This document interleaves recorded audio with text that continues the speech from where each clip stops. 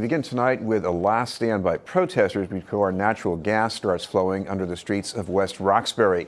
Approval is expected this week for activating a high-capacity pipeline built by Spectra Energy. Supporters say the pipeline will help control the state's energy costs by increasing supply, but opponents say they're concerned about safety hazards and with much of the gas bound for other markets. This is so wrong because they're building a high-pressure frack gas pipeline into a densely populated residential neighborhood.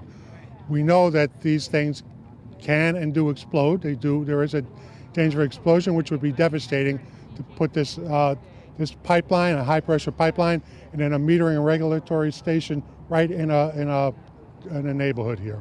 We have so many vulnerable communities so close to this pipeline with the Kilmer School, the Beethoven School, the Deutsche Altenheim Nursing Home, that we are in a very populated area full of vulnerable citizens, and this makes no sense from a health and safety perspective. The quarry, God forbid something happens there. There are blasts once a week.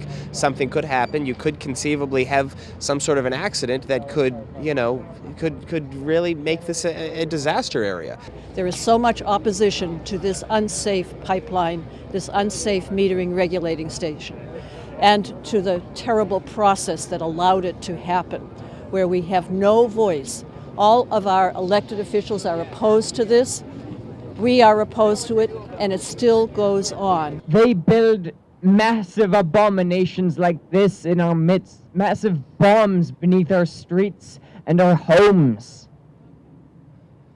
They build these because they will not feel the consequences of these actions.